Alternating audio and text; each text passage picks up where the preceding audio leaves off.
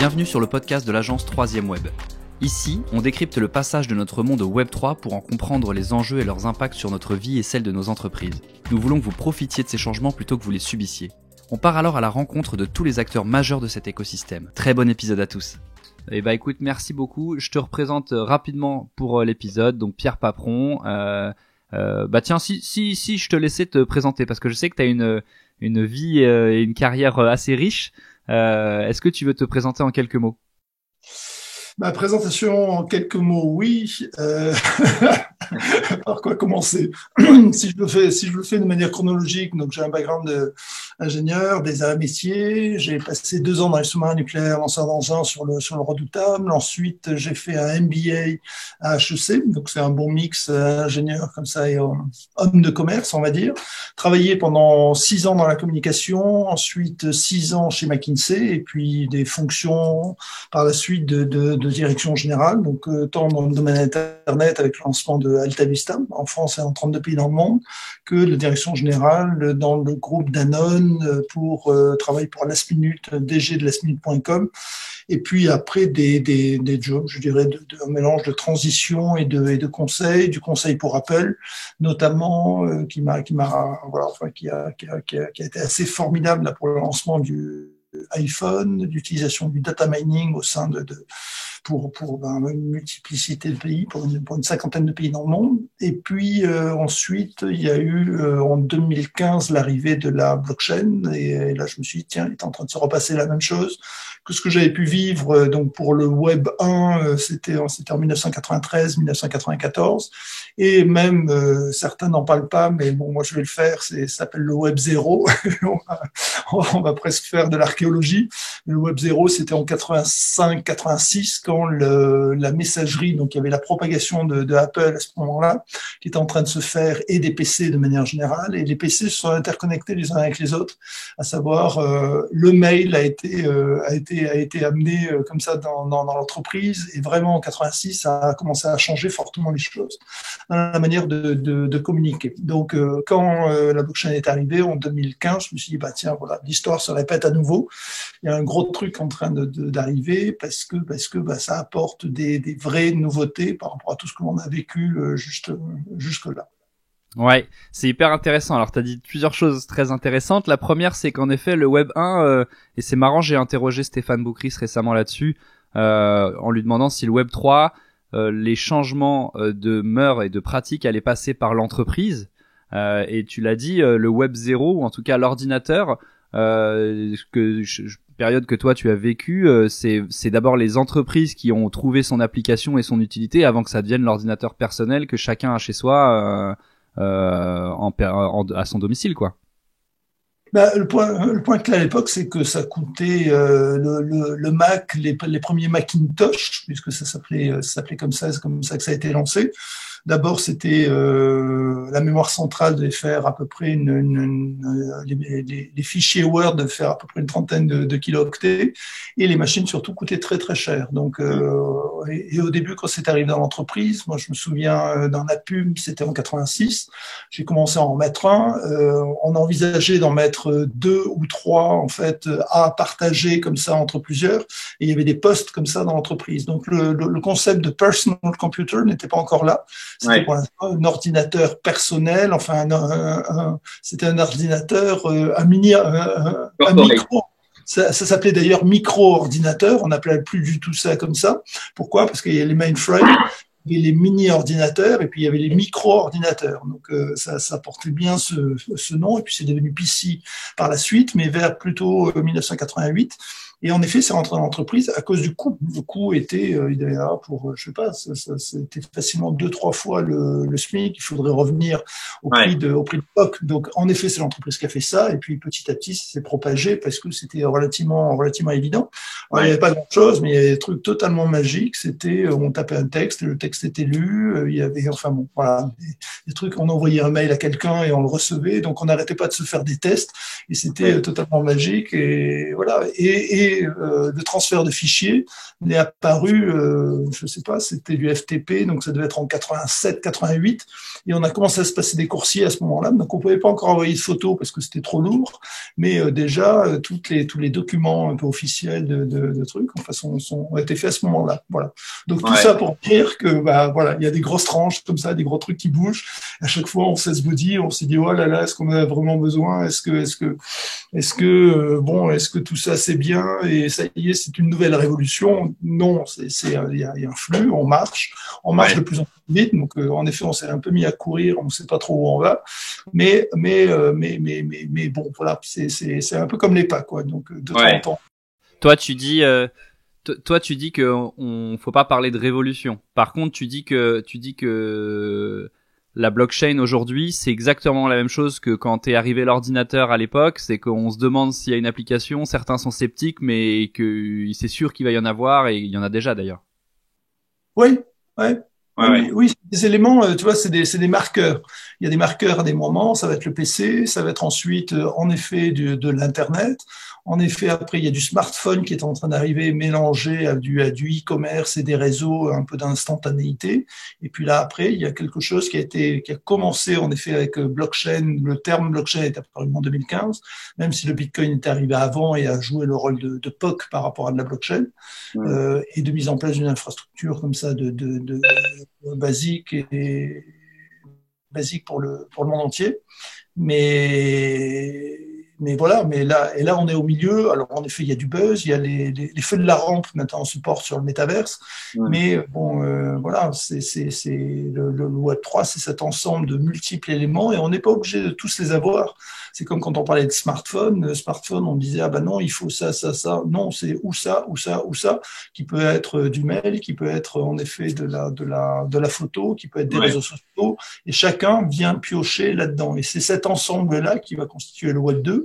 Et le Web 3, c'est exactement pareil, parce que la DAO, tout ce qui est Decentralized Autonomous Organization, c'est pas la chose la plus simple à comprendre et à mettre en place pour tout le monde actuellement. Les NFT sont compréhensibles, mais c'est qu'une partie des NFT qui a été mise à jour. Enfin, le potentiel des NFT est très faiblement utilisé pour l'instant. Donc voilà, donc c'est un peu ces trucs-là qui sont en train de se construire. Et bon, et c'est toujours difficile de dire quelle va être la direction.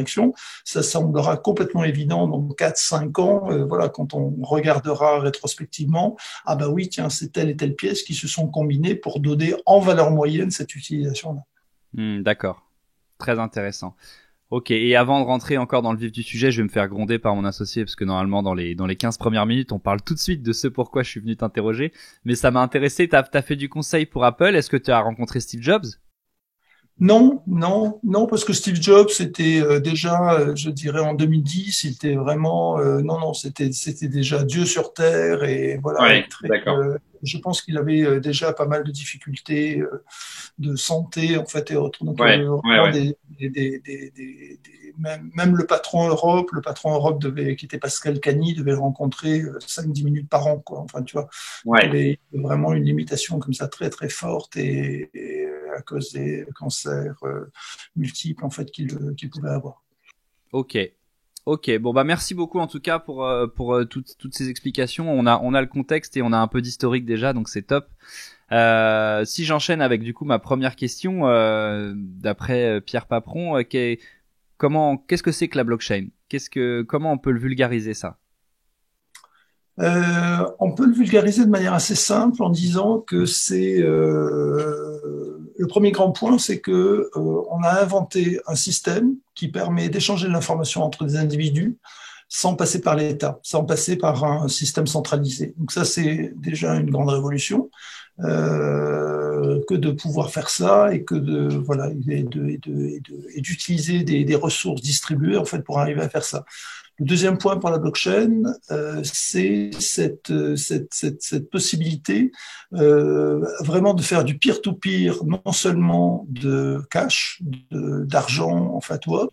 Est-ce que tu peux expliquer peer-to-peer?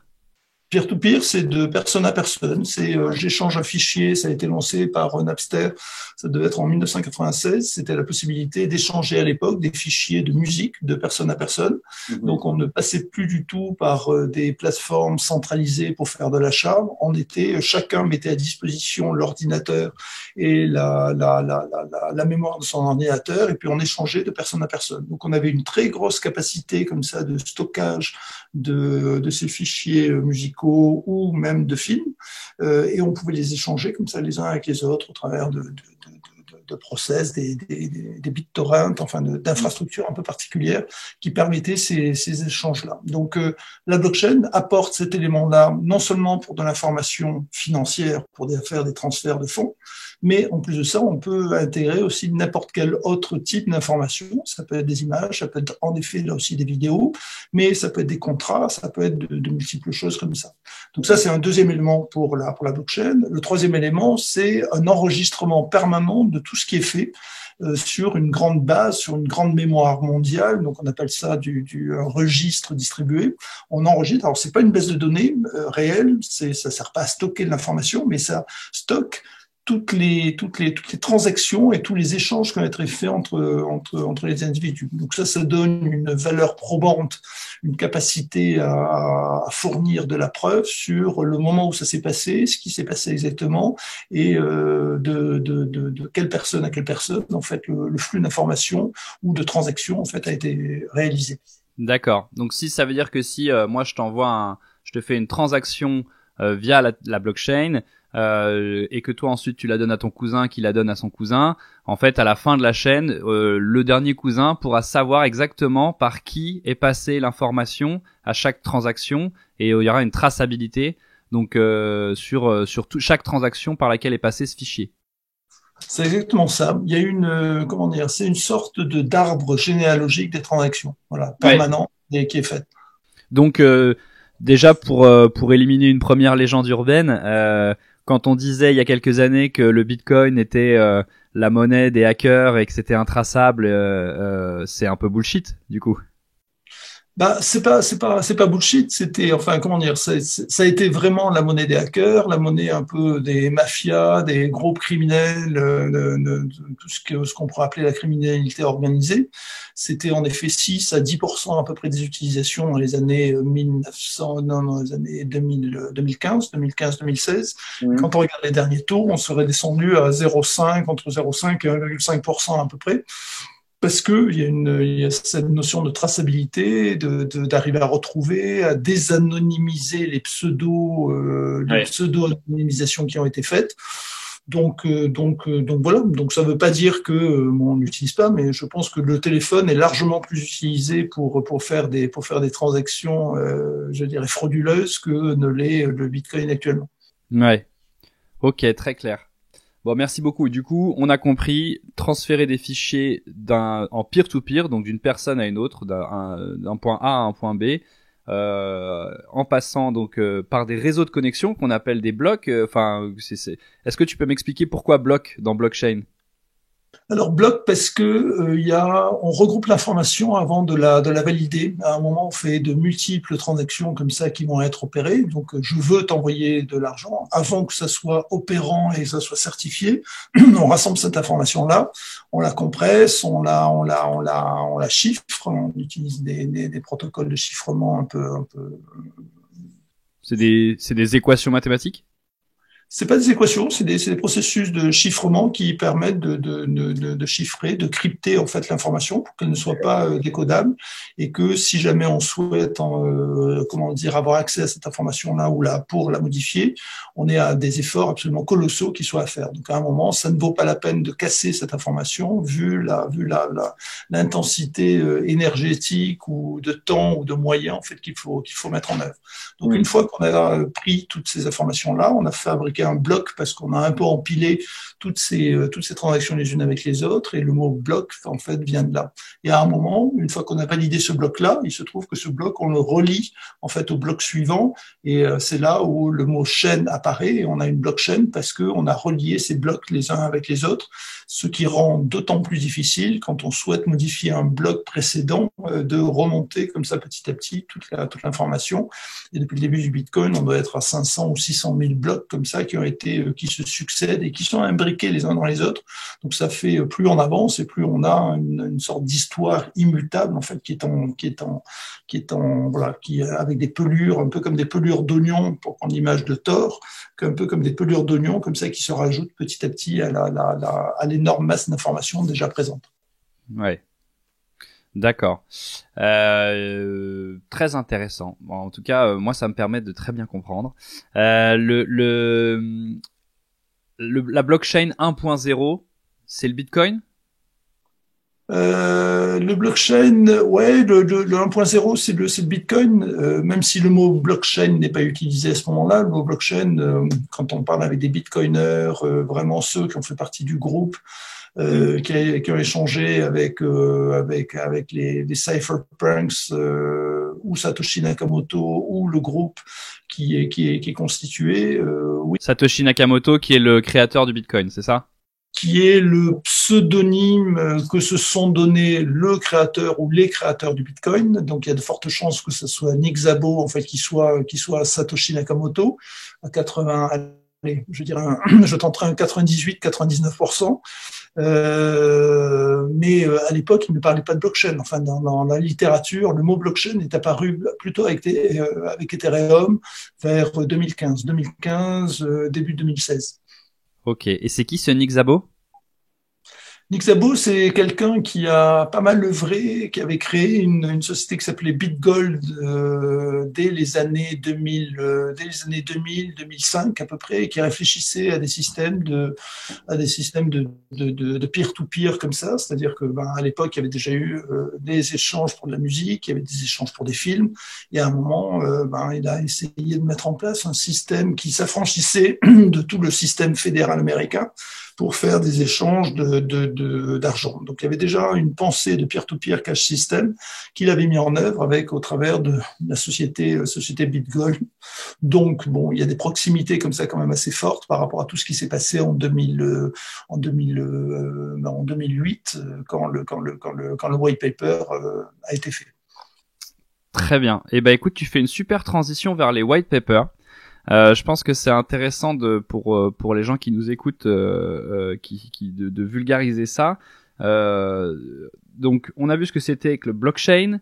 On a vu que Bitcoin était le premier prototype de blockchain, si je puis dire, et que du coup, c'est un cryptoactif, le Bitcoin, comme Ethereum, comme Solana, comme Avalanche, comme beaucoup de cryptoactifs aujourd'hui.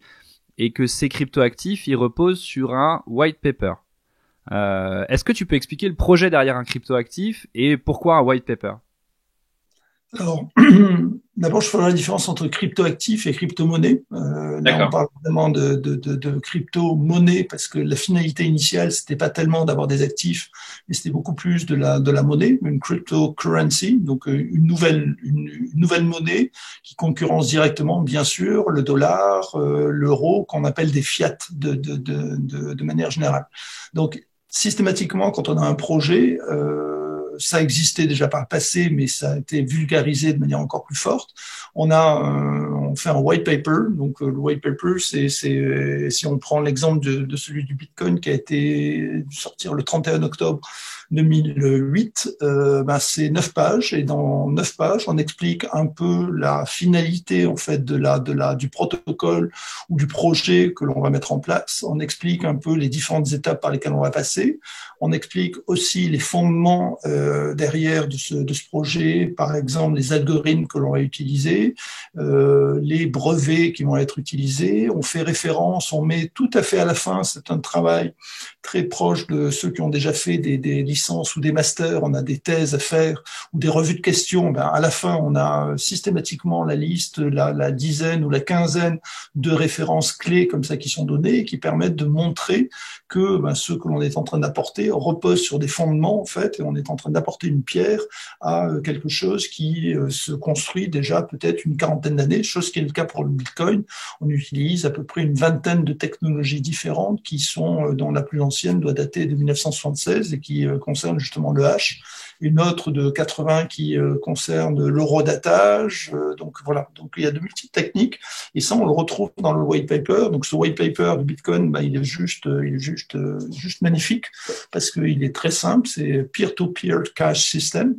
Voilà, donc et je dirais que tout est dit dans le titre et tout ce que l'on vit actuellement n'est qu'une dérivée, je dirais première un peu de cette création, de cette vision originelle comme ça, voilà, qui a pris toute sa valeur puisque c'est valorisé 1000 milliards.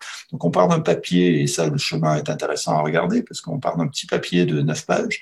Ce petit papier de 9 pages se transforme en 1000 milliards. Voilà, donc il y a et ça a mis 10 ans pour y arriver. Donc voilà, donc ça fait partie de l'alchimie, je dirais un peu de ce secteur-là. Génial. Et du coup, ça veut dire qu'aujourd'hui, si moi je crée ma crypto-monnaie ou mon crypto-actif, il faut que je rédige un white paper. Donc c'est un peu le papier qui explique mon projet, à quoi va servir cette crypto-monnaie ou ce crypto-actif, quel est le projet derrière, quelle est la technologie, ce qu'on veut en faire. Et du coup, les gens qui voudront investir dans mes crypto-actifs ou ma crypto-monnaie pourront lire ce white paper pour comprendre le projet, c'est ça? Oui, oui, oui. Alors, de manière générale, le white paper, maintenant, on le fait pour n'importe quel projet, donc qu'il y ait une crypto-monnaie ou pas. Si on a une création d'un métavers, si on a une création d'un NFT, je sais pas, d'une DAO, on va faire un white paper qui est le papier, c'est devenu une sorte de papier de référence qui permet d'exposer le projet de manière synthétique, alors plus ou moins synthétique parce que le marketing est passé par là, mais le mauvais côté du marketing, donc on a tendance à partir de temps en temps sur des white papers qui font 40 pages. Un bon white paper, ça tient en effet entre 5 et 15 pages, quoi. Donc il y a une dimension synthétique et de non bullshit parce qu'il y a une approche universitaire derrière que n'ont pas tout le temps les personnes qui font des white papers. Donc moi, de temps en temps, je tombe sur des white papers. Franchement, enfin bon, c'est pas le format, quoi. Normalement, il y a un petit abstract, il y a 5-6 lignes d'introduction, exactement. Enfin voilà, de petit abstract, petite synthèse, et puis ensuite on détaille, et puis ça doit procéder d'une manière assez structurée de présenter les informations. Et c'est pas des buzzwords qui partent dans tous les sens. Et dans 80% des cas, quand on tombe sur un white paper, on se dit mais what the fuck? Enfin, c'est pas le truc est complètement je sais pas, sans respect protocolaire. Donc ça a en général un impact. J'ai eu récemment un cas là, je peux pas trop citer le nom de la société, mais qui m'a demandé d'intervenir comme ça. Le white paper était déjà là, ils étaient tout contents du white paper, et moi je leur ai dit non, je peux pas vous aider parce que le white paper n'est pas au niveau par rapport à la levée de fonds que vous souhaitez faire. Donc il faut revenir quasiment 2 étapes en arrière, redéfinir vraiment l'axe du projet, ce qu'on appellerait un angle, d'un point de vue journalistique, et puis une fois qu'on a la colonne vertébrale, d'arriver à bien la préciser, et puis tous les documents en fait viennent de là. Mais le white paper étant de briques et de broc, un peu comme un mur avec des pierres d'origine un peu différente et posées, c'est compliqué. Il y a des moments où il vaut mieux tout casser, rebâtir et refaire quelque chose. Mais c'est très significatif. Et quand on a un peu d'habitude, et quand on a un projet, tous les projets que l'on regarde, que ce soit Metaverse, que ce soit NFT, de manière générale Web3, DAO, on a vraiment la partie de l'équipe, on a la partie de l'idée, on a la partie de la concurrence, cette partie de technologie qui est un peu clé parce qu'il y a des questions écologiques qui vont se poser, il y a des questions de latence, de saturation du réseau, d'évolutivité, de portabilité. Il y a toute une partie de mise en œuvre opérationnelle, de vitesse de mise en œuvre, de couverture géographique.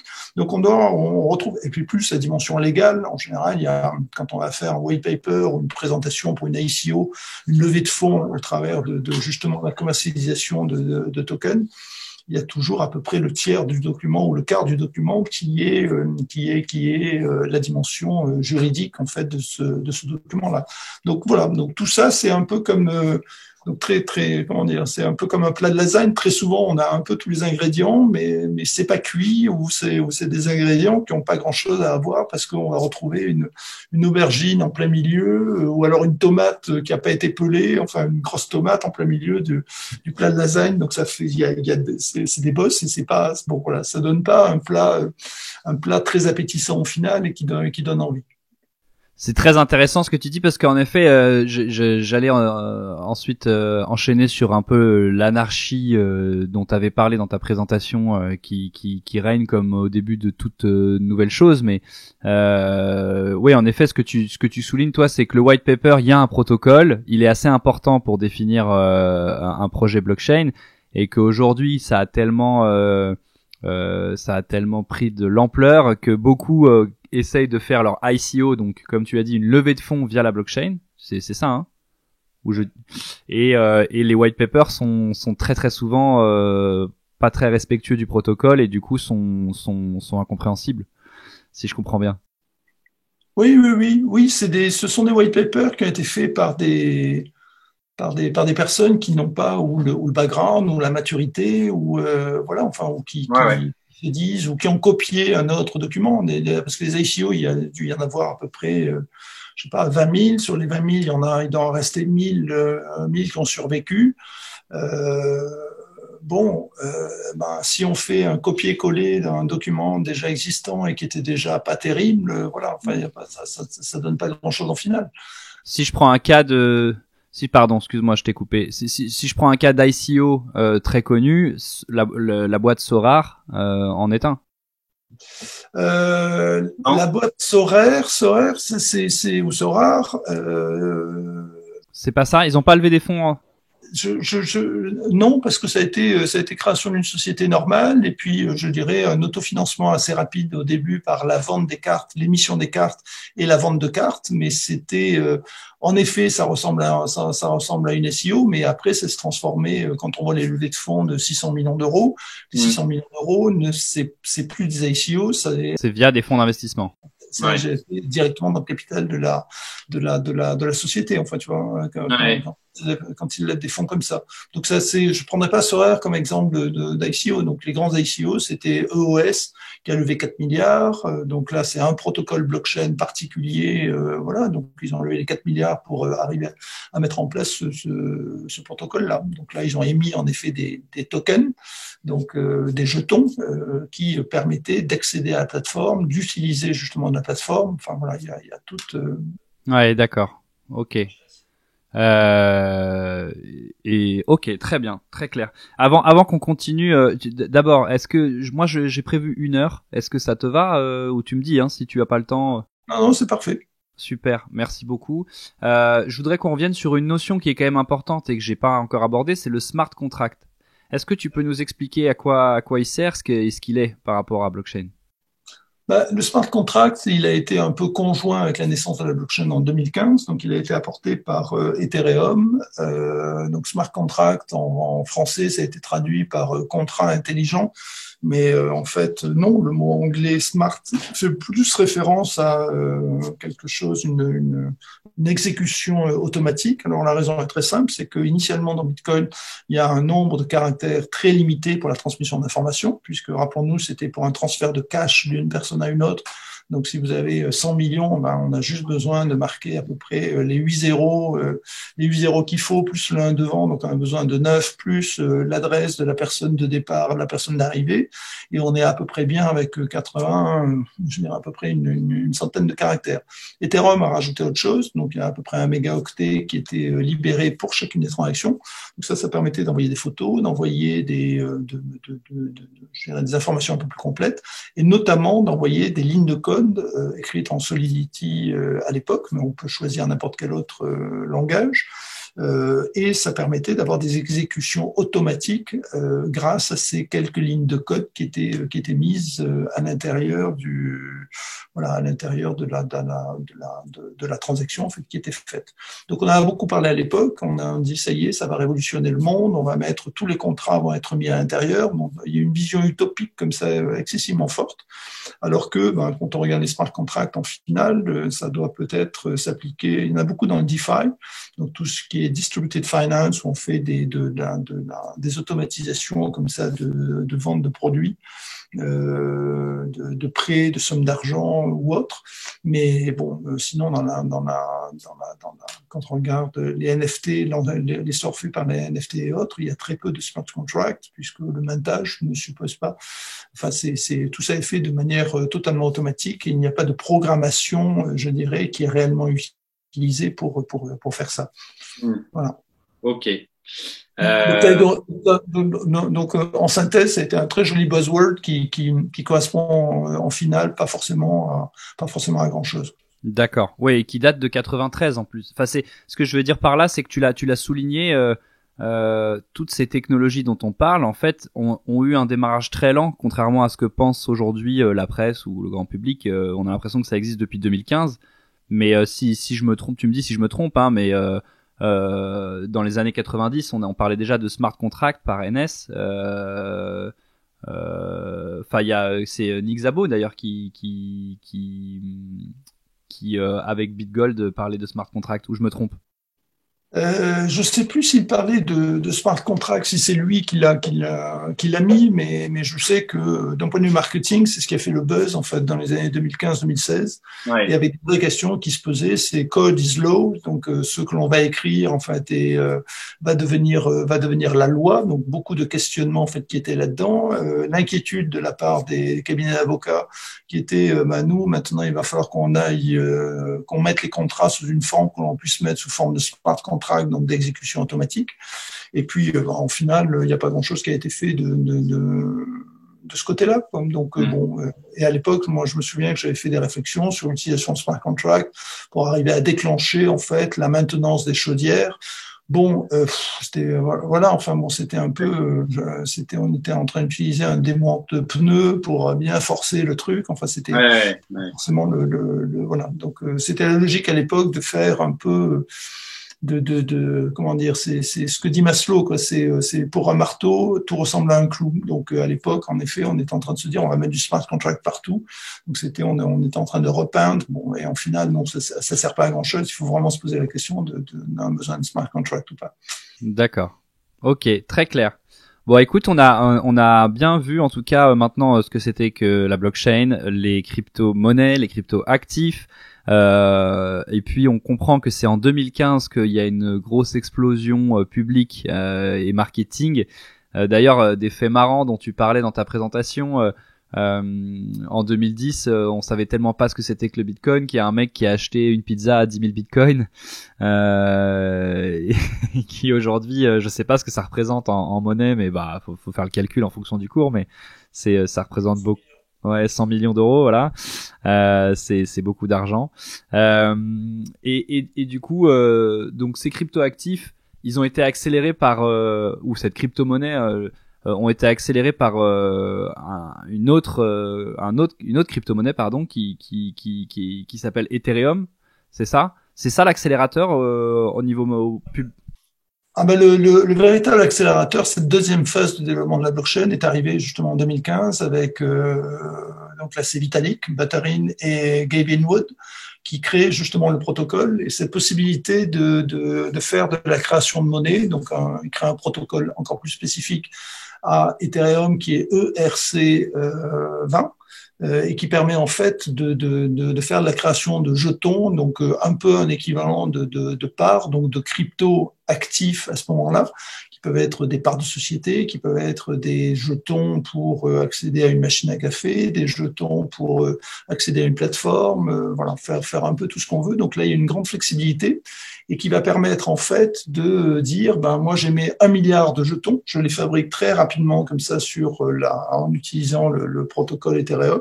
Donc la blockchain Ethereum, donc différente de l'Ether qui va être la crypto-monnaie qui va être utilisée justement pour toutes les transactions. Et au travers de ce protocole RC20, on arrive à faire des créations. Donc là, il y a toute l'ampleur des ICO qui sont en train de se créer, où on crée des tokens, et ces tokens, on les introduit en bourse, dans ce qu'on appelle des token exchange, qui sont des espaces dans lesquels on peut acheter, vendre des tokens, voilà. Donc là, à ce moment-là, il y a une sorte d'explosion post-cambrienne ou pré-cambrienne, non post-cambrienne plutôt, explosion cambrienne qui fait que il y a 5-6 000 ICO qui naissent en 2017 et qui permettent de lever à peu près entre 24 et 30 milliards d'euros pendant cette période-là, là, comme ça, très très courte.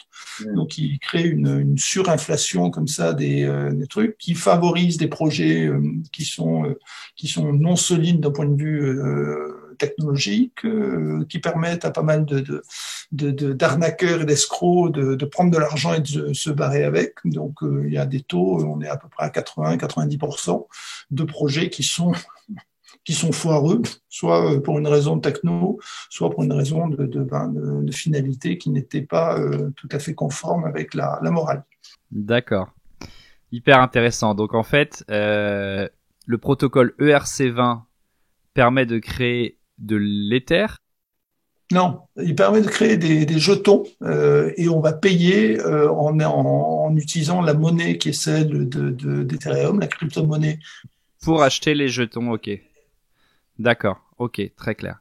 Ok, formidable. Et donc, ouais, et quand tu parles de token exchange, c'est des plateformes aujourd'hui qui sont Coinbase, Binance, pour les plus connus. D'accord. Donc ça, c'est des exchanges, des token exchange. Donc c'est ces plateformes sur lesquelles moi je suis allé acheter mes bitcoins et mon Ether moi c'était en 2017 je crois. Donc tu vois, c'est marrant, c'est pile pendant l'explosion dont tu parles, cambrienne. Ok, fascinant. Bah, on a pas mal parlé de tokens. Tu me dis si je brûle les étapes, mais du coup, est-ce qu'on peut peut-être glisser vers la notion de NFT?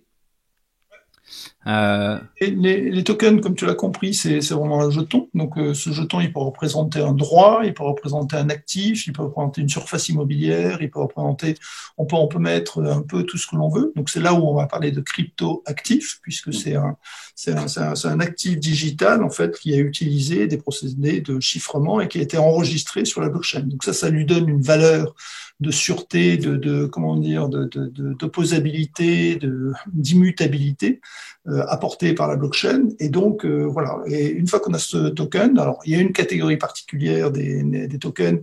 Donc, il y a des tokens, je dirais, Bitcoin est un token. Mais on peut le couper en petits morceaux, on peut en faire ce que l'on veut, on peut l'échanger, en fait, et autres. Il y a des tokens que l'on qualifie de non fongibles et qui vont être des biens. Si on prend une toile, je sais pas, une toile de Picasso, et la toile de Picasso, si on la transforme en token, on voit bien qu'on peut pas la couper en petits morceaux. Alors, c'est pas tout à fait exact parce que on peut émettre des nouveaux tokens et on peut dire la toile de Picasso, je la partage en 1 million de tokens. Donc, on peut faire des sous-tokens comme ça de NFT. Donc, c'est pas tout à fait exact quand on parle de non-fungible token de dire attention, le token est non fungible. Donc, le token initial ne l'est pas, mais on peut le rediviser. Si on prend par exemple un appartement, on peut très bien dire je prends un appartement de 100 mètres carrés. Cet appartement de 100 mètres carrés, sachant que chaque mètre carré va faire 10 000 centimètres carrés, on voit bien que le 10 000, ça fait 1 million de centimètres carrés. Donc, un appartement de 100 mètres carrés, qui peut être un NFT, on peut lui-même le transformer en 1 million de NFT comme ça derrière. D'accord? Donc, il y a des sous-divisions. Bon, de manière générale, on dit, et c'est un peu la vague actuelle là, depuis à peu près un an, quand on a un design, on dit une musique, on dit un morceau, à ce moment-là, on a un NFT, je dirais, à chaque fois, et on est resté un peu sur cette notion de non sécable, enfin voilà, on peut pas le partager, et c'est ce qui a fait un peu Flores, ce qui a permis d'arriver à une trentaine de milliards en l'espace d'un an, à nouveau 7 ans après les ICO ou 5 ans après les ICO, de se retrouver avec une nouvelle source de financement, en fait, voilà. Ouais. C'est fascinant. Alors c'est très intéressant. Donc tu disais que le token, enfin le NFT tel qu'on le connaît de manière classique, c'est-à-dire les designs ou les œuvres d'art qu'on croise beaucoup, elles sont en fait divisibles en différents tokens. Il n'y a pas un token n'est pas une. Enfin j'ai eu du mal à comprendre cette notion-là. C'est-à-dire que un token peut en donner plusieurs.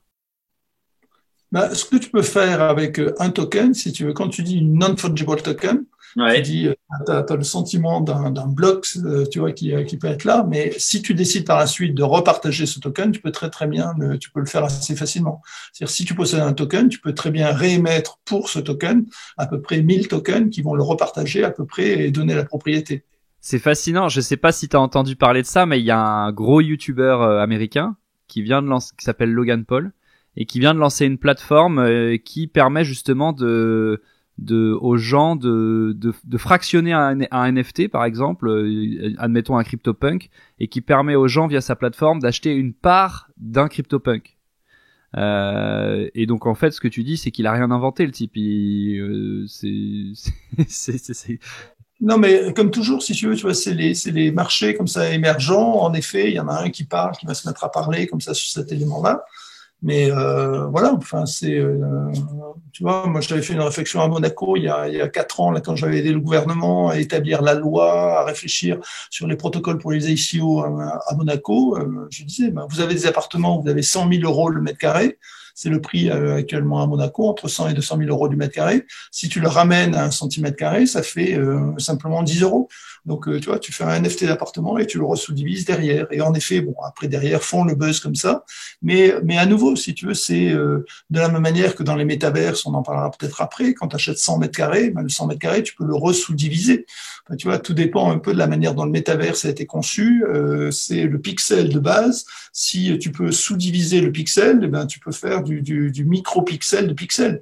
Donc, ça te fait 1 million de pixels ou 1000 pixels que tu vas retrouver à l'intérieur des pixels ou plus particulièrement des voxels. Mais si tu fais du voxel, donc c'est en 3D, par rapport à ton pixel, enfin, tu vois, tu es en train de remultiplier par un facteur 10, comme ça, ton facteur. Donc, il y a une sorte de, on est encore contraint dans notre esprit à des pensées, je dirais, très physiques, de se dire, bon, on vit dans un espace comme ça, avec des limites. Non, dès qu'on entre dans des notions un peu plus mathématiques comme ça, une vision un peu plus, en effet, scientifique du monde, on peut rediviser à l'infini, comme ça, absolument toutes les parties. Donc, le jour où notre ami est en train de faire une première vague de NFT, de sur-NFT, de méta-NFT par rapport à des NFT existants, ben, il va y en avoir d'autres qui vont arriver après. C'est exactement ce que l'on a quand, dans le domaine financier, si tu veux faire le parallèle, l'analogie avec, ben, tu as des parts de société. Ces parts de société vont être mixées ensuite ou redivisées. Et ensuite, après, tu vas le retrouver dans des fonds. Et puis après, tu vas avoir des fonds indexés où tu vas avoir de multiples sociétés à l'intérieur, par exemple d'un fonds green ou d'un fonds pétrole ou d'un fonds, je sais pas, propriété familiale. Tu vois, donc tu vas avoir des fonds comme ça qui vont mixer. Donc tu vas prendre une action.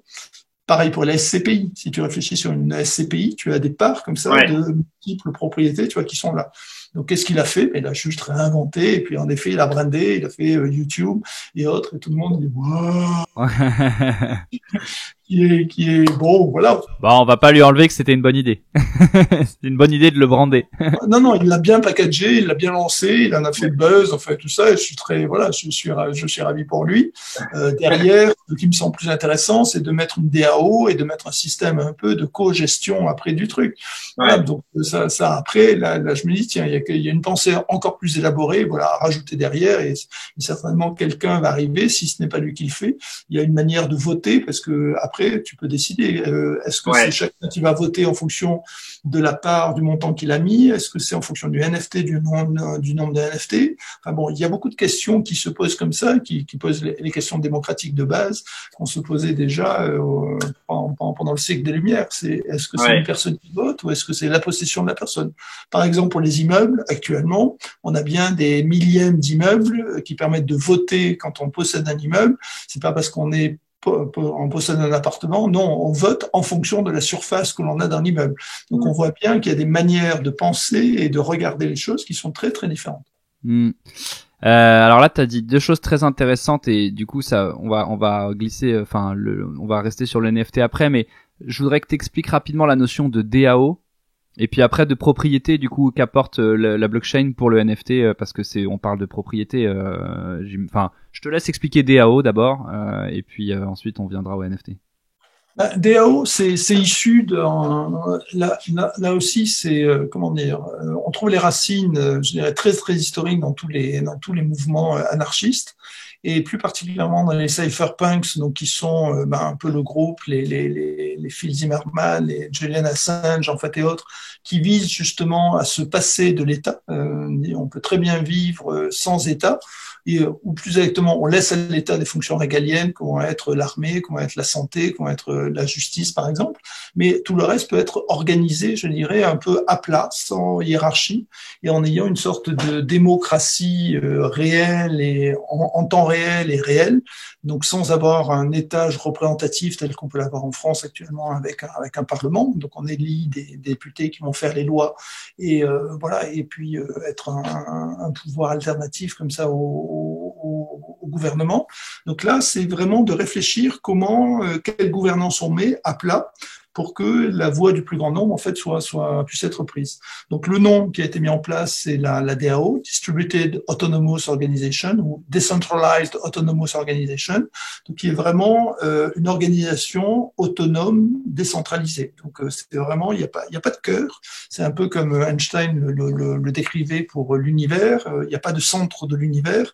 Donc il y a une pensée comme ça qui est à l'œuvre et qui est dit ben non voilà le truc est à plat et il y a un collectif comme ça qui est là. Alors, il est clair que la blockchain a été un peu pensée comme ça. Donc, tout le monde se dit, ah bah tiens, la blockchain, c'est forcément décentralisé et c'est forcément, il n'y a pas de centralisation possible. Donc, la DAO est une émanation de la blockchain. Je rappelle juste à toutes les personnes qui ont cette utopie de dire, bah, il va y avoir de la DAO partout bientôt grâce à la blockchain, c'est que Internet avait été exactement pensé de la même manière dans les années, alors là, on remonte à 1970, 1980, où on était en train de penser, c'était un réseau ARPA, où on avait interconnecté comme ça tous les serveurs les uns avec les autres pour que, en cas d'attaque nucléaire, en fait, on soit résilient, on soit capable de continuer en fait à échanger l'information. Bon, on voit bien que cette pensée Internet initiale très décentralisée, totalement éclatée à plat, s'est transformée en un truc, mais qui est totalement centralisé quand on voit la masse des Amazon, Facebook et autres. Donc, pour la blockchain, on peut avoir la même utopie et se battre pour avoir quelque chose de décentralisé, la fameuse DAO. Voilà, elle permet, bon, voilà, ça permet de penser des systèmes qui sont un peu différents. Voilà, qui vont permettre de prendre des bonnes décisions. La DAO a pas eu de chance, c'était en 2000. De mémoire, c'est en août 2017 où il y a eu une petite explosion, il y a eu un hack de quelqu'un qui a détourné, il y avait une DAO qui a été mise en place pour des investissements en fait conjoints justement dans les ICO. Il y a eu un hack de 62 millions de dollars en fait qui a été utilisé parce que dans la DAO il y avait eu une transformation il y avait une transmission de l'information pour justement faire des investissements qui prenait un tout petit délai, je crois, il y avait 0,2 secondes, et en fait le hacker s'en est aperçu et a exploité ça pour faire de la double transaction multiple comme ça. Donc et en l'espace de 2 jours, je crois, il a été voilà, enfin il a tout exploité. Et d'ailleurs, ça a donné un fork, c'est-à-dire une nouvelle création de monnaie, puisqu'il y a du Ethereum classique et du New Ethereum qui a été créé à ce moment-là. Donc tout l'argent en fait qu'il avait s'est retrouvé, je dirais, un peu parcellisé comme ça sur le côté. Mais ça a remis à plat un peu toutes les ambitions de ceux qui voulaient une DAO rapide, mise en place en fait et autres. Donc ça s'est un tout petit peu calmé là depuis 2017 et maintenant c'est en train de revenir sur des bases nouvelles en ayant un tout petit peu oublié cette phase-là qui a envoyé un coup de semonce. Là, ça a été orage dans un ciel bleu quoi. Donc voilà, tout le monde y croyait fort et puis on s'est aperçu que oula, attention à nouveau, il y a des failles de tous les côtés. Ouais, il y a toujours des failles en fait. C'est la culture de faille et surtout humaine. Donc, quand on regarde les blockchains de base, elles sont parfaites. Dès qu'on commence à rajouter des couches, des protocoles, enfin bon, et tout ça, on arrive à rentrer là-dedans. Ça, c'est la première source de faille. Et la deuxième, qui est de même taille que la première, bah, c'est tout le côté humain. Parce que, l'humain est imparfait. Bah, l'humain n'est pas parfait, et puis l'humain repose sur des outils. Il suffit qu'on perde son smartphone, smartphone a été mal protégé, il y a des portes d'entrée de tous les côtés, comme ça, sur tellement de systèmes actuellement. Ouais. Voilà, c'est absolument dingue. Ok, c'est passionnant. Passons au NFT. Je sais pas si on aura le temps de parler de métaverse aujourd'hui, mais NFT en tout cas, il y a un symbole fort qui est la propriété, la certification. Je sais pas comment on peut l'appeler. On en a déjà un petit peu parlé aujourd'hui, mais est-ce que tu peux rappeler en quoi un NFT redonne la propriété à un objet numérique? Alors, le NFT, comment dire? Le NFT, c'est pas seulement de la propriété. Le NFT, c'est une capacité à avoir une sorte de mini-contrat sans passer par un notaire, sans passer par un avocat, sans passer par un huissier, enfin, ou une puissance de l'État quelconque. C'est juste d'arriver à créer comme ça un droit, alors un droit sur une propriété, un droit d'usage, un droit de absolument tout ce que l'on veut. Donc, une fois que l'on a bien défini et qu'on a compris cette notion un tout petit peu large, en fait, on peut l'appliquer à le droit d'une propriété sur un dessin, le droit d'une part de société, le droit d'une surface immobilière, et autres. Voilà. Donc, ce qu'est le NFT, c'est ça. On s'appuie bien sûr sur la blockchain pour avoir la certification, la traçabilité, l'authentification et tous ces éléments-là, et l'opposabilité en cas de litige. Mais voilà. Et voilà. Donc, le NFT, on peut l'appliquer après à tout ce qu'on veut. On peut l'appliquer à du jumeau numérique. Par exemple, quand on le fait, moi j'ai eu l'occasion de l'appliquer dans le secteur du vin pour des grands crus classés. Je prends une bouteille de vin et au démarrage, on se dit, bah, tiens, on fait juste un jumeau numérique et on crée un droit de propriété sur le jumeau numérique lui-même qui représente bien sûr, qui est lié à la bouteille physique. Donc la bouteille physique ne bouge pas dans le concept et on se met comme ça, en ayant le NFT, en fait, à pouvoir faire bouger ce jumeau numérique, c'est-à-dire le vendre, l'acheter, l'échanger et faire tout ce qu'on veut. Ça, c'est une vision, je dirais, très limitée à tout ce qui a pu être fait depuis à peu près un an sur le design, sur la vente de design, digital design, en fait, tout ça. Le NFT a une potentialité, une puissance de feu, mais qui est 10, 100 fois supérieure en fait à ça. Parce que à ça, on peut rajouter, si par exemple je descends, je rajoute une couche, si on dit que le NFT c'est une couche, ça me donne toujours le droit à la bouteille. Je peux rajouter une couche au-dessus je peux mettre un droit de garde en plus, c'est-à-dire que je demande à la personne qui m'a vendu la bouteille de le laisser dans la cave pour les 10 prochaines années ou 3 prochaines années, tant que je n'ai pas utilisé, en fait, exercer mon droit de propriété, en fait, sur la bouteille. Je peux rajouter une couche qui va être une assurance. Je peux très bien dire, je prends un NFT en plus d'assurance, parce qu'après tout, j'ai acheté du 98 sur 100 Parker.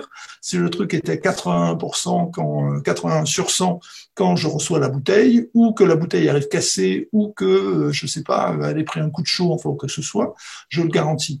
Donc, on peut rajouter comme ça de multiples couches qui vont constituer en finale une sorte de millefeuille de NFT ou millefeuille de droit que je peux encapsuler dans le NFT initial. De la même manière, je peux aller par exemple vers le sud et dire ma bouteille de vin, c'est lié à une parcelle de 5 mètres carrés. Il faut à peu près 10 mètres carrés. Pour du grand cru, il faut 10 mètres carrés de parcelle de vin. Donc, je peux très bien avoir un droit immobilier, en fait, qui va être encapsulé dans mon NFT. Donc, c'est juste pour dire que le NFT, on en est encore qu'à ses débuts. Je dirais, il y a une mauvaise nouvelle, c'est qu'on a exploré que 1% de la puissance des NFT. La bonne nouvelle, c'est qu'il reste 99% à construire. Donc, ça montre, et dans le secteur du vin pour lequel j'ai travaillé, on arrive à peu près j'en suis à 12 NFT actuellement. Et ces 12 NFT, on peut les combiner. C'est-à-dire, on peut mettre de la parcelle qui va être elle-même assurée contre dérèglement climatique. Ou alors on met la bouteille et la parcelle qui sont assurées, ou alors on va rajouter de la DAO. La DAO, par exemple, dans le domaine du NFT de vin, c'est de dire on achète la bouteille à 10 personnes et tous les ans, on prend la règle d'émettre un protocole, d'émettre un doodle tous les ans à date le 1er avril, on est au mois d'avril ou on est au mois de mai, et au mois de mai on se dit bah tiens, on va faire un doodle. Ce doodle est envoyé aux 10 personnes qui ont acheté comme ça la bouteille. Si on arrive à trouver, si 6 personnes sur les 10 arrivent à trouver une date et un lieu comme ça où elles se rencontrent, ben on vient boire la bouteille à ce moment-là.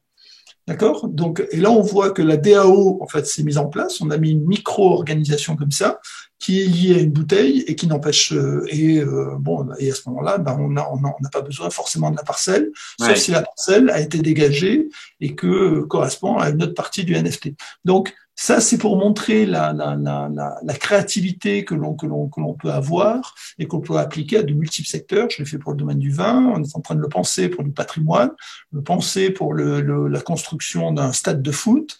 On peut le penser bien sûr pour des métaverses. Je suis en train de le faire, c'est encore un peu confidentiel, mais pour des pommes de terre. Il va y avoir des NFT de pommes de terre. Donc il y a des tas de trucs comme ça où on peut vraiment se faire plaisir si on a envie d'être innovant, d'œuvrer un peu pour, dans le cadre des pommes de terre, c'est pour la fin dans le monde et pour avoir une suffisance, je dirais, alimentaire et calorique pour l'ensemble de la planète et à mon avis aller beaucoup plus loin que où on est actuellement. Ouais. Donc voilà. Alors, juste deux questions, c'est fascinant. Alors moi, c'est exactement pour ça que je voulais te parler, et c'est parce que il faut que les gens comprennent que le NFT a des milliards d'applications qu'on ne connaît pas encore. Et il y en a beaucoup qu'on connaît, et c'est pas juste un CryptoPunk, c'est pas que de l'art en fait, c'est pas que de la spéculation. Ça a des applications bien précises. Moi, ma seule question, c'est comment je sais que le NFT est relié au produit physique. Est-ce que le produit physique, il a un code qui correspond au NFT? Comment ça se passe? Alors ça, c'est toute la question du garbage in, garbage out. On dit très souvent, ah, c'est sur la blockchain, donc c'est certifié. Non, quand on va sur OpenSea actuellement, qui est la plateforme, je dirais, pour faire du mintage et du listing donc mintage, c'est fabrication du NFT et le listing de ce NFT à un prix, aux enchères, comme on veut. On estime qu'il y a à peu près 80% qui sont des produits que l'on va retrouver sur OpenSea, qui sont ou des contrefaçons ou des produits dont on ne peut pas prouver la propriété. Ouais. Chose qui pose un problème juste colossal. Donc nous, ce que l'on a fait pour le vin, on s'est dit, au début, j'étais parti pour OpenSea, et en fait, ce que l'on s'est dit, c'est que le vin, surtout pour des grands crus classés, mérite un écrin qui soit qui soit un peu topissime. Et de ce point de vue-là, c'est Binance qui offre les meilleures sécurités, qui offre des possibilités de créer des NFT, qui demande les droits de propriété en fait que l'on a. Donc il y a tout un process de validation comme ça des personnes qui sont sur Binance et qui utilisent Binance pour des NFT, voilà, qui est vraiment très strict. Donc ça a été un peu la démarche que l'on a. Je suis allé plus loin parce qu'on a inventé un petit système qui était, quand on fabrique le NFT, qui est la photo de la bouteille, la photo du domaine, j'ai mis à l'intérieur une petite phrase. Donc juste avant de faire la copie écran ou de faire le document, j'ai pris la date, l'heure et les secondes en fait du mintage. Donc, quand on regarde la date à laquelle a été fait le NFT, on peut le relire dans le design, chose qui n'avait encore jamais été fait dans le monde. On l'a pas breveté, mais c'est une sorte d'authentification, je dirais, du pauvre pour voilà. Oui, ça veut dire que le propriétaire de sa bouteille, quand il va aller dans la cave, il va dire, bah, toi, j'avais un NFT pour la bouteille, pour que tu me la gardes dans la cave, et il arrive 10 ans après, s'il prend la bouteille, il va voir la codification qui correspond à son NFT. Il a le numéro de la bouteille, il a le numéro du mintage. Autrement dit, si la personne va sur Binance ou sur OpenSea, il peut regarder, faire la comparaison quand le NFT a été minté, a été fabriqué, et il peut regarder parce que la date de fabrication et l'heure est déjà encapsulée en fait à l'intérieur du design. Voilà. Et ça, bon, je dis good luck à celui qui va refabriquer comme ça quelque chose sur ce truc-là. Là, à nouveau, il y a une barrière d'entrée. Voilà, qui est. En fait, le seul qui pourrait contrefaire le vin, c'est le producteur lui-même, en disant je mets autre chose dans la bouteille. Le producteur, et c'est pour ça que. Mais il a aucun intérêt à le faire. Non, et notamment et c'est pour ça qu'il y a un élément clé, c'est que dans tout le secteur blockchain, on dit, ben oui, on n'a pas besoin de réputation, de certification, c'est la blockchain qui apporte la certification. Pas du tout. Il y a toujours cette notion de réputation qui va venir. Et là, dans le cadre du vin, c'est la Maison Bouët, qui est un négociant qui existe depuis 200 ans, qui est en train, en fait, de commercialiser, de fabriquer des NFT et de les commercialiser pour des maisons, pour des grands crus qui existent, eux, depuis 1750, enfin voilà, pour les plus anciens d'entre eux.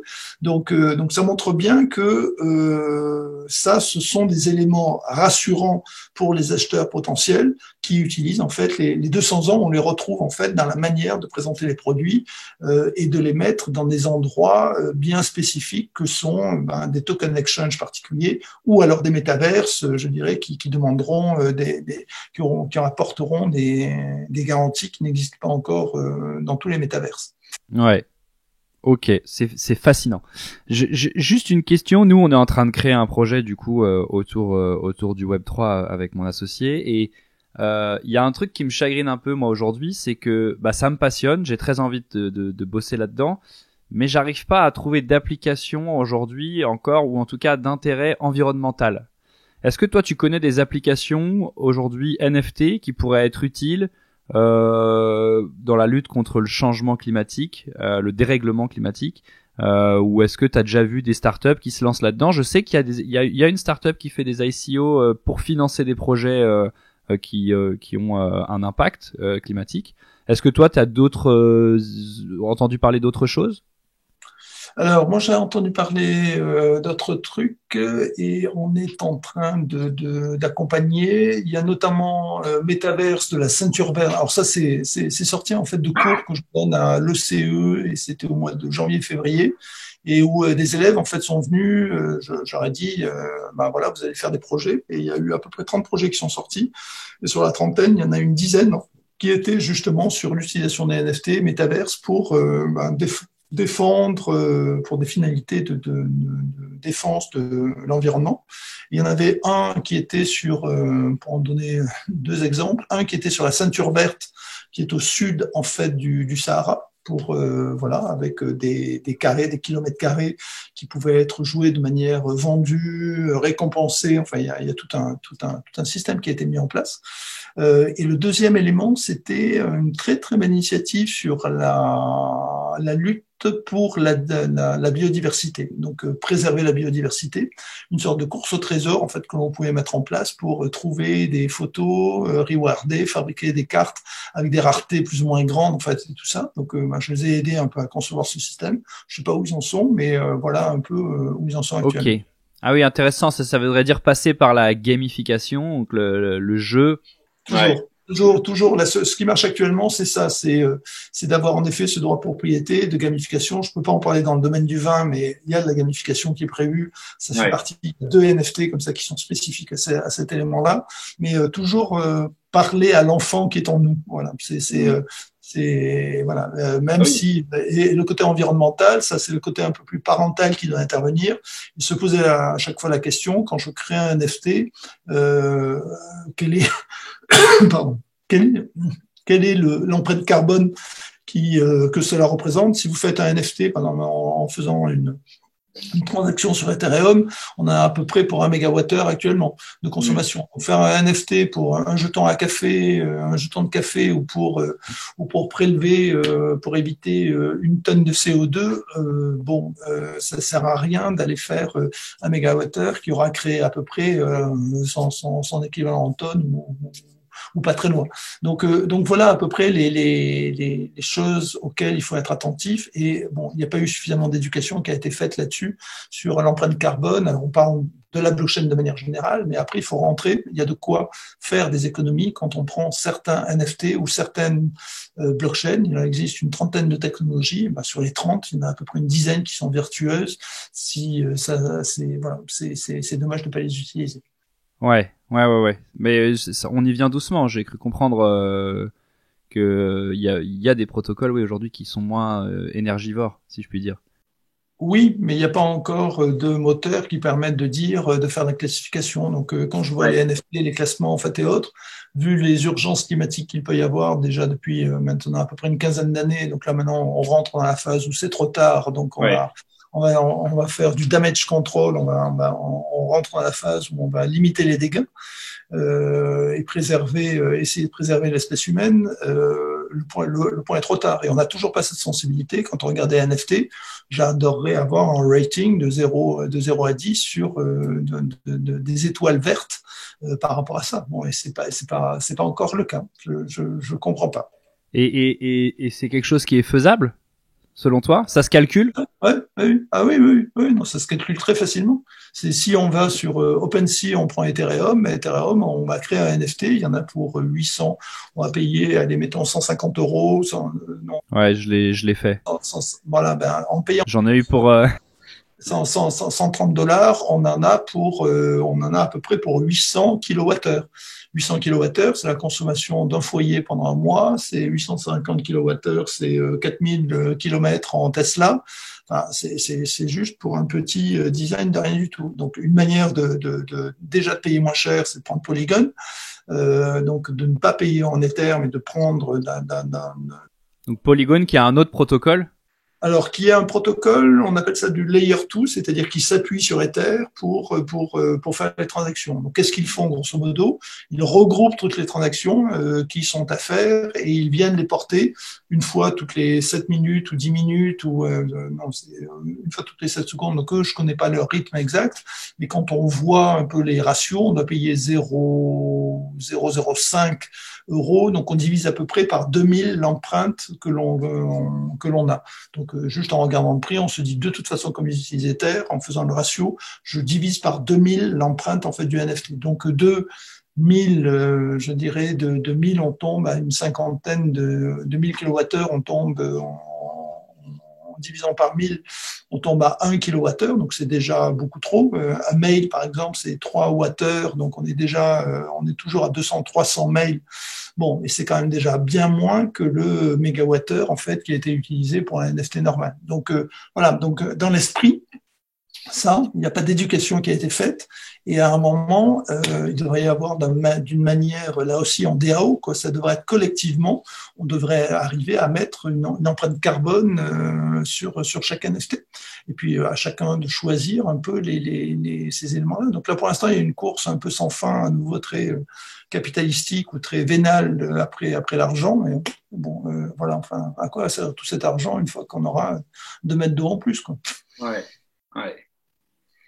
Ok, c'est fascinant, ça donne plein d'idées, parce qu'en effet, ça semble pas impossible de créer cette classification, et ça semble même, urgent de l'imposer.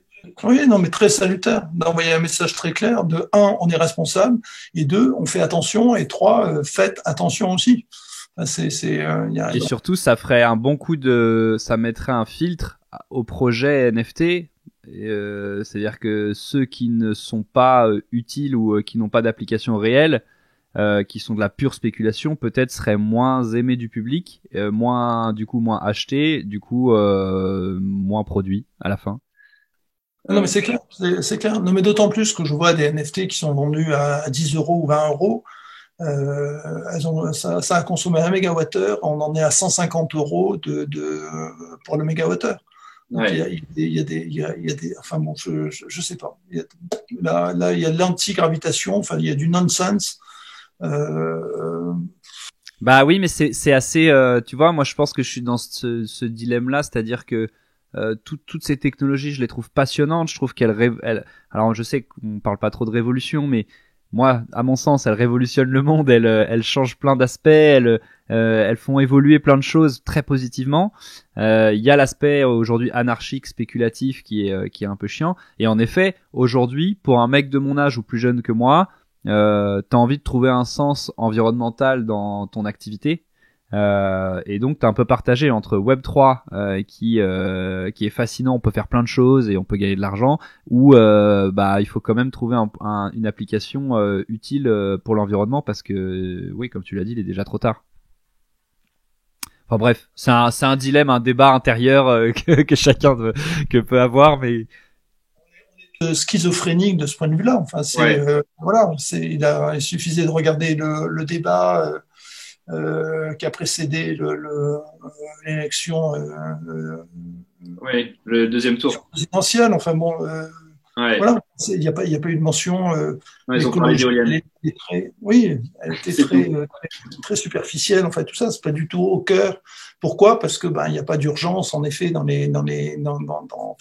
d'urgence immédiate. Quand on voit le Covid, ce qu'on a été capable de faire pour le Covid, parce qu'il y avait urgence, c'était là. Donc là, nous, on se retrouve dans la matrice d'Eisenhower sur l'importance et sur l'urgence. On est sur quelque chose qui ne semble pas urgent parce que ça ne nous touche pas dans 2 mois, et pourtant c'est d'une importance vitale, mais et totale. Donc c'est voilà, enfin c'est bon, on vit avec. Hein. On a, je dirais d'un point de vue, on se réveille le matin, nous-mêmes on a l'impression de ne pas changer, alors que toutes les secondes, c'est un nouveau moi qui est fabriqué.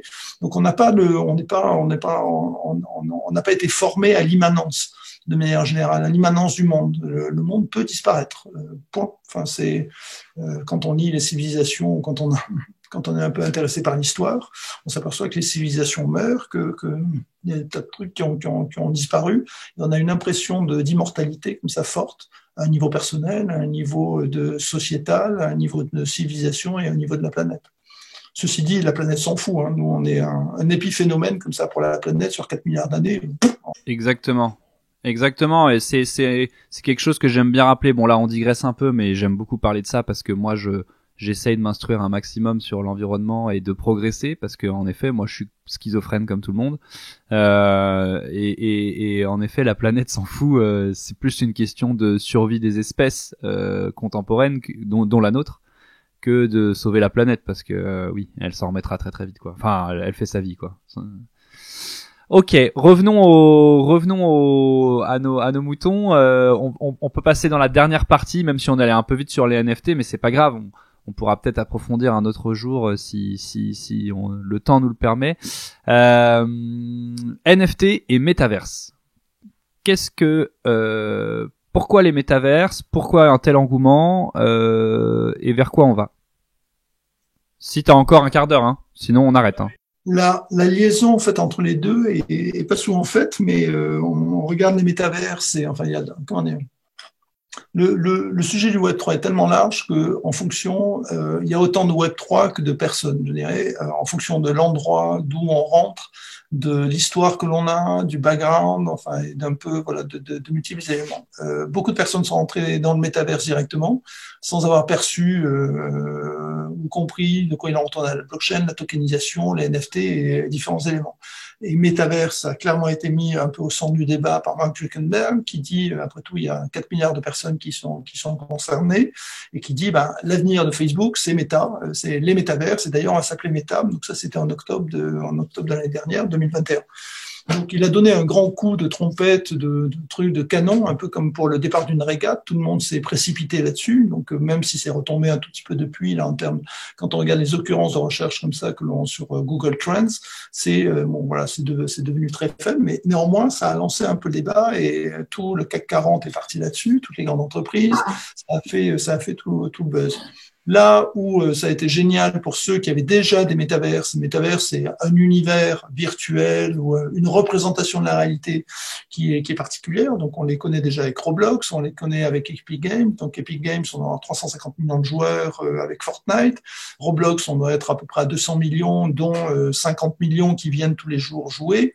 Donc ça, c'est pour montrer un peu les ordres de grandeur par rapport à l'Internet, je dirais, classique ou même du Facebook. Forcément, Facebook se dit, tiens, je vais courir après ces trucs-là, parce que Facebook n'a rien compris au e-commerce, enfin très peu au e-commerce, a loupé le social commerce et est en train probablement de louper les métaverses en cours de tous ces métaverses de jeux. Donc lui est parti sur une enveloppe un peu plus concrète, un peu plus opérationnelle pour justement arriver à faire migrer les 4 milliards de personnes. Le seul problème, c'est que il y a des freins technologique.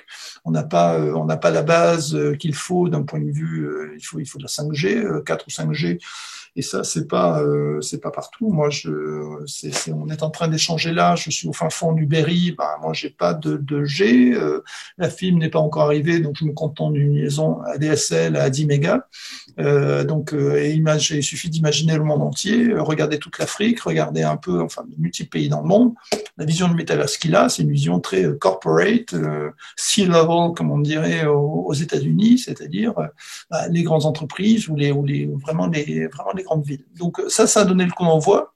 Alors tous ceux qui avaient des métaverses ont trouvé ça génial. C'était les Decentraland, les Sandbox en fait et autres, qui étaient des endroits, je dirais, du Second Life. Second Life, c'est un peu la première version de métaverse qui n'était pas un jeu, qui était juste un endroit de rencontre qui est né en 2003 de mémoire.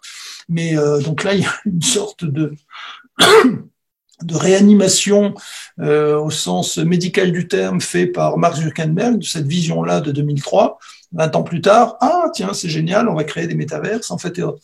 Là où il y a eu de la chance pour des levées de fonds et qui a provoqué un engouement excessivement fort, c'est qu'on a utilisé les mètres carrés, en fait, des métaverses pour les transformer en NFT et les vendre. Donc l'opération d'alchimie très claire, elle a été là et forcément ça a valorisé toutes les sociétés, les Decentraland et autres qui ont pu créer leur propre crypto-monnaie, donc liée au mètre carré ou à l'obligation de passer par la monnaie pour acheter les mètres carrés. On est arrivé à des valorisations entre 3 et 4 milliards ou 5 milliards, je crois actuellement pour The Sandbox en fonction de la dernière levée de fonds là qui est en cours pour 500 millions. Donc voilà, voilà comment le métaverse est arrivé à générer suffisamment d'argent pour auto-entretenir, un peu comme les ICO l'avaient fait, au travers de la levée de fonds, des 30 milliards qui avaient été levés pour autofinancer la technologie. Les métaverses, on en est là actuellement, et il y a eu les quelques milliards, les 20-30 milliards qui ont été créés qui ont été, je dirais, fondés, qui ont été collectés pour arriver à générer cette idée, ce concept. Alors avec toute une gamme après pour le métavers, ça va en effet des trucs très très simples. Nous on le met en avant comme ça pour France Méta sur notre métaverse de l'association, très simple en 2D, puis avec des petits avatars qui peuvent se déplacer. Dès que les avatars sont proches, il y a des pop-up de visio qui apparaissent, jusqu'à l'extrême ultra immersif tel que Mark Zuckerberg peut dire, où là on a l'avatar, on a la 3D et on a les lunettes en plus. Donc ça, on n'y croit pas. Mais ouais. Alors toi, t'y crois carrément pas. Moi, j'allais dire pour lequel on n'a pas encore les infrastructures.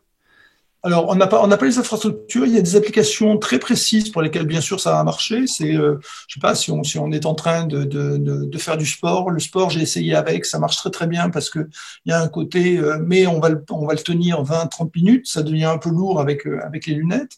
Ouais. Il y a des applications comme la simulation. Si par exemple vous êtes en simulation d'un simulation chirurgicale, c'est excessivement utile. Alors, à condition d'avoir des gants, retour haptique pour arriver à sentir comme ça les opérations et faire un pontage quand on n'a rien.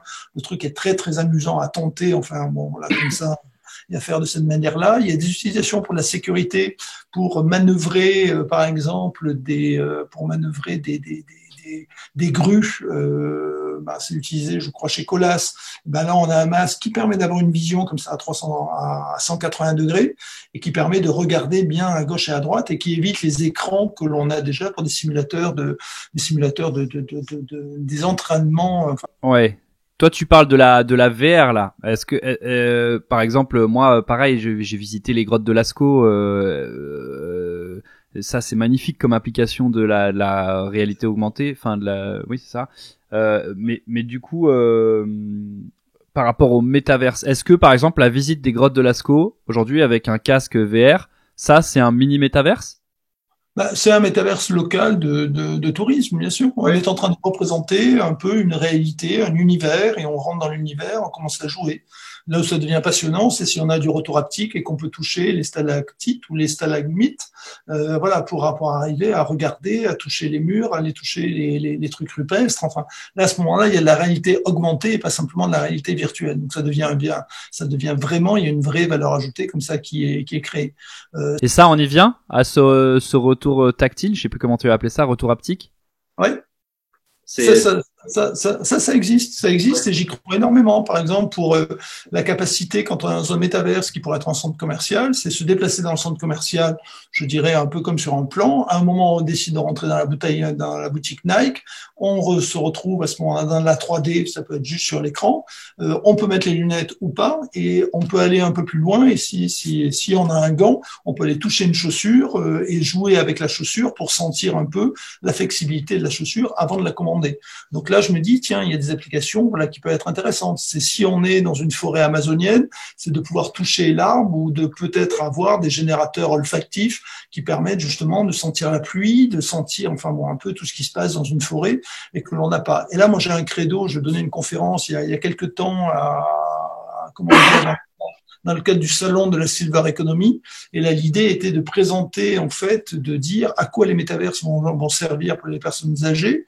Il y avait du transgénérationnel parce que ça permet de rapprocher les personnes, notamment pour qu'elles puissent se retrouver dans un endroit où elles voient de la visio ou on partage un événement ensemble. Mais surtout, ça permet à ces personnes-là de voyager de manière beaucoup plus intense que simplement regarder un écran de télé. On regarde déjà la télé 3 à 4 heures par jour et on les abrutit en partie comme ça. Ouais. Là, on pourrait vraiment les immerger et leur faire pendant 1 heure par jour un voyage, en effet Lascaux, en effet aller, je sais pas, dans une forêt amazonienne, aller visiter le récif australien, Notre-Dame, aller voyager dans le temps puisqu'on peut aller regarder la place de Grève en 3D. Enfin, le truc est juste bluffant du temps on peut aller regarder l'assassinat d'Henri IV par Ravaillac dans la rue Quincampoix. Enfin, il y a des tas de trucs comme ça qui sont juste étonnants et que l'on peut apporter à des personnes qui, je dirais pas le voyage du pauvre, mais ça apporte des solutions de non-déplacement pour des personnes qui ne le peuvent pas, qui n'ont pas les moyens. Enfin voilà, il y a une œuvre d'utilité publique et d'éducation nationale, je dirais, qui me semble assez forte. Ouais, c'est clair, fascinant, trop bien. Moi, j'ai hâte. Alors aujourd'hui, je sais que à Paris, tu peux visiter les grottes de Lascaux, tu peux visiter Notre-Dame en réalité virtuelle. C'est clair qu'il faut que ça se développe vite et qu'on puisse faire venir les visites jusqu'aux personnes. En effet, dans la Silver Economy, je sais de quoi je parle parce que moi j'ai monté une boîte là-dedans de téléconsultation et les gens ne peuvent pas se déplacer. Donc si on arrive à faire venir à eux des expériences, ça permet déjà une grande stimulation cognitive qui parfois sauve des vies ou en tout cas les rallonge. Trop bien. Écoute, un dernier petit mot sur les NFT et leur application dans le métaverse. Aujourd'hui, c'est beaucoup autour du retail, de ce qu'on voit, c'est-à-dire que je peux acheter un sac Gucci dans un métaverse, il y a un Nikeland, si tu me dis si je me trompe, dans lequel je peux acheter des produits Nike. Il y a aujourd'hui des transactions. Je crois qu'on parle tu l'avais dit lors de ta conférence.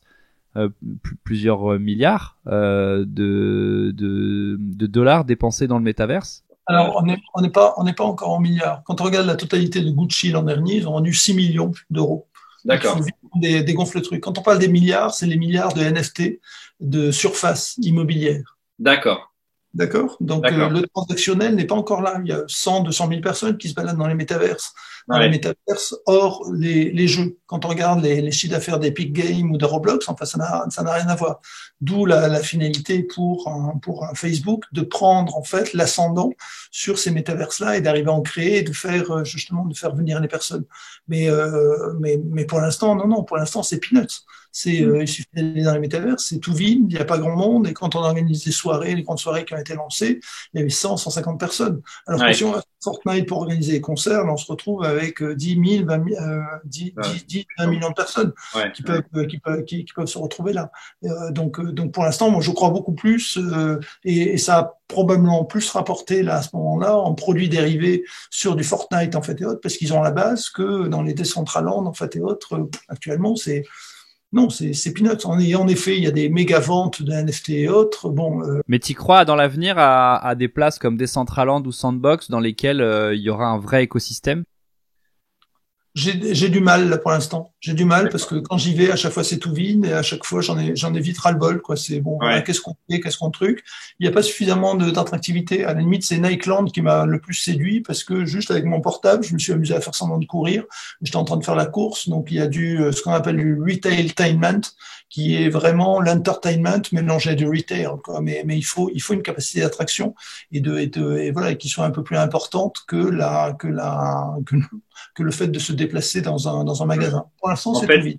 En fait, l'application Metaverse aujourd'hui à laquelle tu crois, c'est l'événement et le gaming. C'est-à-dire que si on a la gamification et de l'entertainment, un concert, de la culture, quelque chose qui devient accessible à beaucoup de monde, là où dans le monde physique ça l'était pas. Il y a un vrai intérêt. Mais donc aujourd'hui, ça veut dire que pour toi le retail, on est encore un peu tôt, ou peut-être que ça ne verra pas le jour, des places métaverses dans lesquelles les gens se baladent et viennent acheter leur sac en NFT, ou alors ça existe que pour de la spéculation, quoi, comme on le voit sur OpenSea aujourd'hui. Ça va arriver, mais en même temps, c'est l'œuf et la poule. C'est-à-dire qu'il faut créer l'offre, en fait, pour que les personnes viennent. On est en train de le faire sur des NFT, NFT de vin. Il va y avoir une boutique. Il y avait une boutique un peu traditionnelle qui était encore en montage. On est en train de rajouter des NFT là-dessus. Il y a un enrichissement comme ça qui est à prévoir.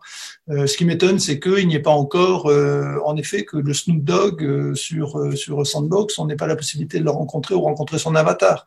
Il va y avoir une application qui va être, je sais pas, Freud. Freud a été lancé, je sais plus trop, c'est Vienna qui a lancé ce truc-là. Mais Freud, bon, pour l'instant, on peut lui poser des questions bullshit sur en quoi être dans le métavers c'est psychanalytiquement acceptable. Enfin, bon, je te passe un peu les questions-là. À un moment, moi, ce qui m'intéresse, c'est d'avoir et ça, ça va être la puissance du métaverse. On va l'appeler 2.0 ou 3.0. C'est de dire, je discute avec Freud, je discute avec Schopenhauer, je discute avec Nietzsche, et puis j'ai une véritable discussion qui capte de l'IA, un vrai avatar qui me représente de personnes, et j'ai mon Freud à moi. Si c'est pour un Freud en conférence, ça m'intéresse pas. J'ai déjà lu ses bouquins. Pareil pour Jung, c'est pas, voilà, zéro intérêt. En revanche, avoir cette capacité d'interaction, ça va être du play. Ça va vraiment mettre en place des nouveaux mécanismes. Et d'ailleurs, on peut penser à du play to learn plutôt que du play to earn, qui est le grand bullshit actuel. Donc voilà, et là, moi j'ai un gros credo pour l'éducation nationale de dire on va lancer du play to learn et de faire que il y a des points qui peuvent être accumulés comme ça parce que on a appris, parce que on a exploré différents concepts avec Freud directement sur un peu tout, que ça soit les neurones obsessionnels, les trucs, les lapsus, tout le truc, enfin tout ce qui fait le corpus, on a exploré, on a posé des questions avec lui, ça y est, on a l'unité de valeur, on a gagné. Point. Ouais. Et toi, tu le dis d'ailleurs, c'est exactement là-dessus que j'allais rebondir sur l'éducatif. Tu dis, moi, ça m'intéresse pas de poser des questions à Freud ou même à Einstein. J'ai déjà vu si c'est des questions basiques parce que j'ai déjà vu ces conférences. Mais en effet, pour des gosses à qui on offre une expérience plus ludique et qui peuvent aller poser des questions basiques à des personnages historiques. Oui, non, ça va plus loin que ça. C'est des personnes historiques qui t'offrent une opportunité, en fait, de continuer à évoluer. C'est-à-dire, Freud, tu l'as lu, ça sert à rien de poser des questions, si tu veux, s'il te répond de manière standard. En revanche, rentrer avec lui en une pseudo-psycho-analyse 3.0, il y a un truc intéressant, si tu veux, qui se met à se produire. C'était un peu, il y avait des logiciels qui s'appelait Alicia, je crois, qui avait été lancé comme ça dans les années 1985 et qui te permettait, tu posais la question et on te répondait. Donc là, c'était Carl Rogers qui te faisait un renvoi de questions et qui te renvoyait comme ça des questions rogeriennes. Bon, c'est relativement simple parce que c'est de la reformulation positive, donc tu peux imaginer d'un point de vue de programmation, c'était facile. Ça devient un peu plus complexe avec des corpus un peu plus intéressants, mais surtout ça va démocratiser des concepts un peu jungiens, un peu d'Eric Berne, enfin tout autre. Et Einstein, être capable de discuter avec lui sur sa période initiale, sur la genèse de la relativité, parce qu'il était en train de travailler au bureau des brevets, et qu'au bureau des brevets, il se posait la question à l'époque de la synchronisation des montres d'une gare à l'autre. Mais mais on comprend tout de la relativité restreinte d'abord et générale après, juste en discutant justement sur l'histoire et voilà. Et ça peut être formidable parce que Einstein l'a raconté, ça n'a pas été lu et c'est la manière dont on a changé la vision du monde vient du fait que le mec a été obligé de faire un stage et a trouvé un job juste en tant que physicien au bureau des brevets. Donc c'est le truc, tu vois, c'est vertigineux dans la manière de regarder les choses différentes. C'est fou. Ouais, c'est complètement dingue. Ok, c'est fascinant. Et écoute, je pense que je t'ai pris pas mal de temps déjà pour aujourd'hui. C'est vraiment passionnant. Merci beaucoup. Ce que je retiens, c'est qu'il faut qu'on aille vite bûcher sur un projet de classification verte des NFT. En effet, ça serait une belle avancée. Et puis c'est moi, ce que je me dis surtout, c'est que c'est profiter de l'impact marketing qu'a le NFT aujourd'hui, parce que ça a fait beaucoup parler, beaucoup en parlent, et donc si tu le lies au climat, forcément, ça aura un impact sur le climat positif.